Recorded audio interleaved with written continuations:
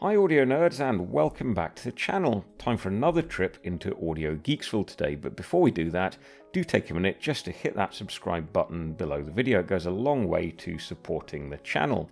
So I did a video on Android audiophilia a couple of weeks ago, and I know that iPhone users were feeling a little bit left out. So it's time to show a bit of love to the Apple fanboys and girls by having a look at the audiophile merits of the iPhone. We're going to first of all look at the various hardware options to allow you to get the best sound out of the iPhone, and then we'll look at the various bits of software that you can use. So with all that being said, let's get going with the hardware, and I'm afraid to say that no new iPhone currently sold by Apple actually has a headphone jack, certainly not this super expensive iPhone 12 Pro. So if you were hoping to plug your brand new IM straight into the phone and bliss out to your favourite tunes, I'm afraid you're out of luck. If you do want an up-to-date Apple device which has a headphone jack, then you might want to consider the iPod Touch 7th generation, which admittedly is also getting a bit long in the tooth, as well as the latest generation iPad mini, which also has a headphone jack. I might look at those devices in another video. Today I'm going to focus on modern iPhones without headphone jacks, and the first option then is to stay wireless and get yourself a pair of Bluetooth earphones. Apple, of course, will try and tempt you with their AirPods line, and I have a clear message for you here. If sound quality is important to you, then avoid the standard AirPods like the plague. I know some people think that they sound okay, but that is entirely dependent on how well they fit in your ear, which in my case is not very well at all, and without that all-important ear seal, they sound absolutely awful. However, the much more expensive AirPod Pros are another thing altogether. For me, they fit much better with their silicone ear tips, or in my case I've modded them with foam ear tips, and if you get a good seal, they sound surprisingly good. Please do yourself a favour though, and don't buy the AirPod Max. They are a $550 waste of time, and although they pack a premium design and excellent build quality, they're lacking in every other sense, including out-and-out sound quality. Yep, they do sound okay, but they're blown out of the water by wired headphones costing far less. There is one major limitation with using Bluetooth from an iPhone, and that is that Apple only allows you to use the AAC or SBC Bluetooth codecs, which means no support for higher quality codecs such as aptX, aptX HD or LDAC here, all of which are capable of transmitting audio at much higher bit rates than AAC. Remember, Android phones have had LDAC support baked into them since Android 8 a few years ago, so this is a really disappointing omission by Apple. The other wireless transmission protocol is Apple's AirPlay, and this is Apple's way of firing video and audio across Wi-Fi, and there are many standalone speakers and home AV receivers along with devices such as the Apple TV which do support AirPlay. Now Wi-Fi, as you know, is capable of much better speeds than Bluetooth, so is AirPlay our solution to getting bit perfect high resolution audio out of your iPhone? Sadly not, although we can transmit CD quality PCM files rather than AAC files. The resolution is limited to 24-bit 48 kHz files.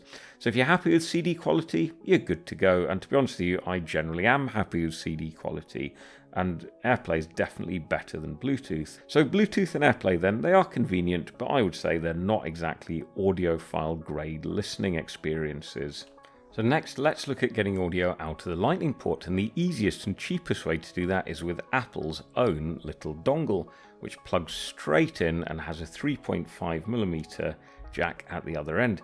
It's very easy to hook up your wired earphones to that, and this is a little low-power dongle containing a DAC as well as a headphone amp, and for £9 it sounds surprisingly decent. However, it's not capable of playing files at any resolution higher than 24-bit 48 kHz, so if you're one of the Cobuzz listening high-res aficionados, then you're out of luck, as it'll downsample all the higher resolution music to 2448. In addition, I think it does also upsample 44.1 kHz CD quality to 48 kHz, certainly according to the Roon signal path analysis. So it's not an ideal bit-perfect solution.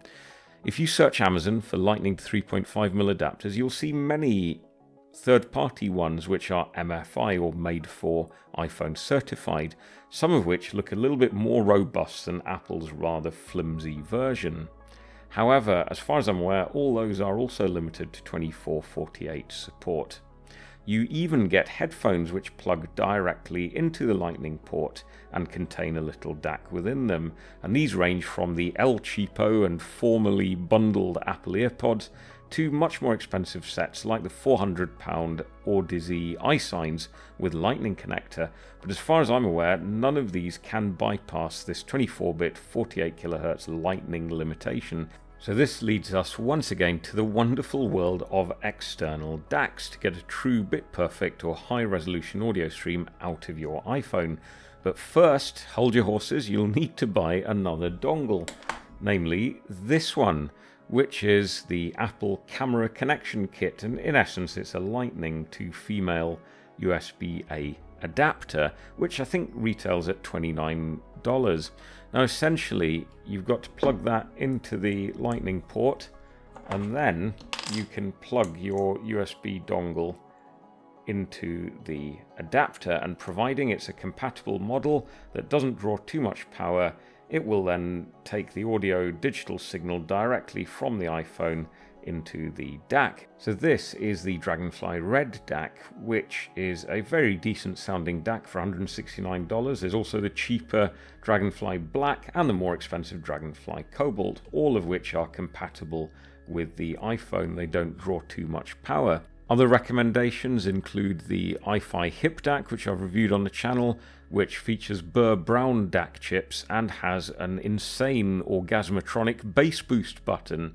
Another popular choice is the Chord Mojo, which does everything apart from MQA decoding for a little bit more money, £399 here in the UK, but it has its own Chord-developed, custom-designed circuitry, making it probably the most resolving DAC at that price point, although it is relatively big and heavy and also gets quite hot.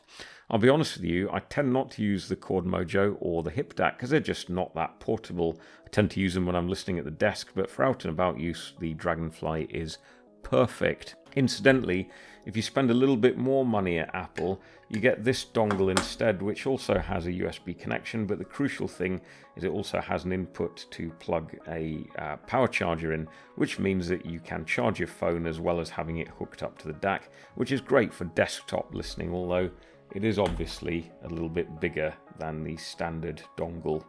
Now the great thing about iOS as opposed to Android is it doesn't natively mess with the bitrate of the audio. Essentially, you'll be outputting bit perfectly to the external DAC, unlike the Android audio stack which resamples everything to 48 kHz. iOS also allows automatic sample rate switching. So for example, if you go from listening to 48 to a 96 kHz track, the iOS output will automatically switch, and as long as your DAC supports that frequency, you will get bit-perfect playback, which is fantastic. To round off the hardware section, we can say that the only way you can be guaranteed of getting bit-perfect, high-resolution file playback is with an external DAC connected with a dongle. There's no other way to do it, either wired or wirelessly. Okay, so let's move on to talking about software. And of course there are two types of music playback software. There is streaming music services that you can see here, and you are spoilt for choice, at least in the UK and US. Now there are many platforms which support lossless, CD quality at least music streaming. All of them, apart from Amazon Music, support bit-perfect playback from the iPhone with an external DAC. Amazon Music bizarrely seems to identify the highest bitrate that your DAC is capable of supporting, then upsamples its output to that level, which is just frankly bizarre. The other type of music that you might want to play is your own stored offline music that you keep on your hard drive in FLAC format or ALAC or whatever other lossless format you use. You can use the Apple Music program to play offline music that you transfer over to the iPhone, but remember it won't play FLAC files. You have to have your music stored in ALAC format, which some of you do. If you're a FLAC fan like I am, then you need a different program, and there are many of these. If you search the App Store, you'll see whole heaps of them. Most of them have got pretty awful reviews. Now the ones that I use and rely on are these that you see here, the Onkyo music player, Foobar and Vox, as well as another one which I haven't got installed at the moment, which is Neutron Music Player. Now, of these, Neutron and Onkyo are paid-for apps. Vox is free, but it does have a subscription tier, and Foobar is completely free. Now, the reason I'm not covering Neutron in much detail today is because it's the same program that's used on Android phones, and that is a really heavy-duty audiophile app which gives you brilliant granular control over the sound coming from your iPhone, and it's capable of playing FLAC files and even high-res files as long as you have an external DAC. As we've said, Neutron will be very, very familiar to those of you who've used the Android version, and what it lacks in an attractive UI, it makes up for in functionality, although you might find the options a bit bewildering at first. At a one-off cost of £7.99, $7.99, I think it actually represents great value for the serious audiophile, and it's also frequently updated, which is a sign of a healthy development team. Now, coming on to Vox, this is free to download and use, although if you really want to take advantage of all its features, you rather annoyingly are tied into a subscription, which is $4.99 a month, and that gets you synced playlists across all your devices, DSP options, equalization, and interestingly, the ability to store all your FLAC files online. You can upload them at full quality. I've tried it and it does work, and it allows you to play your own music from the cloud when you're out and about, although you will be caning your mobile bandwidth, obviously. Vox also offers a slightly nicer interface compared to Neutron, and it isn't quite as complex, and it allows you to make playlists using both your own downloaded music as well as Spotify songs. The basic version works fine if you're not worried about features such as equalization and cloud storage. The Onkyo HF player, which I've got showing here, is a relatively simpler affair than Neutron 2, and again it hasn't got the prettiest of interfaces. However, its secret weapon is that it can also output DSD files as DOP rather than converting them into PCM first. It also has an equalizer as well as numerous presets for various, primarily Onkyo headphones. Once again, access to high-res file playback is a paid-for in-app purchase at $9.99, but it's just a one-off payment, so I much prefer that to the subscription model. And finally, we've got our old friend Foobar 2000, which is a well-known desktop music playing app, and it's probably the most basic of all the apps that we've looked at today. However, it does offer high-res playback and USB DAC support, as well as support for all manner of DSP plugins and skins. It also allows you to play files from your local media servers on your network, which is ideal if you're serving up music stored on network-attached storage. Now, I personally find it the least user-friendly of all the programs that we've looked at today. Maybe that's just me, but if you want high-res offline playback on a budget, then Foobar 2K has got you covered, and I can highly recommend it. Now, the problem with all these apps, however, is that getting your offline music onto the iPhone is a bit clunky. You have to hook the iPhone up to your computer and then use the rubbish file browser if you're using Mac, or iTunes, even worse if you're using Windows, to get the files across to your iPhone's internal storage. You can't just use drag and drop in Windows, for example. And remember, iPhones don't come with SD card expansion slots, so there's a limit to the amount of lossless high-res music you can lug around with you. Android still wins in that regard, as many phones do still offer SD card support, although sadly that too is becoming rarer. So there you have it. That's my quick whistle-stop tour of audiophile options for iPhone users. I hope you found it useful.